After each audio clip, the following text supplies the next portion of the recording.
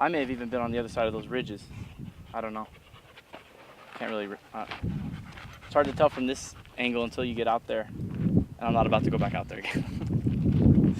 22 hours was the amount of time Brian Napoli spent out there, lost in the thick brush of Towsley Canyon. I got rescued around 10:45, I believe, on the 11th.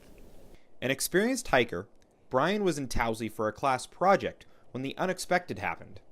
My foot gave, and I tumbled about, I'd say 50 to 70 yards down the mountain. Got knocked out. After regaining consciousness, Brian scaled a hillside, attempting to signal rescuers, but was unable to, which forced him to stay overnight in the freezing temperatures. They said it got to be about 20 to 30 degrees that night. And all I had on were these actual shorts, a wife beater, and I had a good conversation with God and didn't think I was going to get out of here.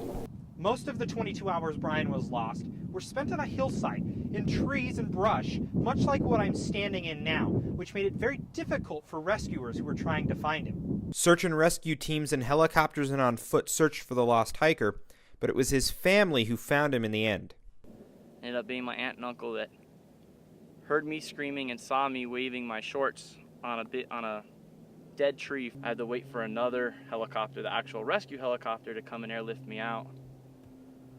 I didn't think anything was wrong with me. I was ready to drive my car home right after I got off the helicopter, but they had me checked out, and it turned out I had a pneumothorax, I had a punctured lung, I had a spinal cord issue.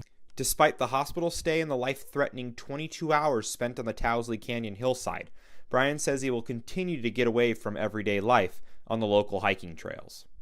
Matt Robinson, Cougar News.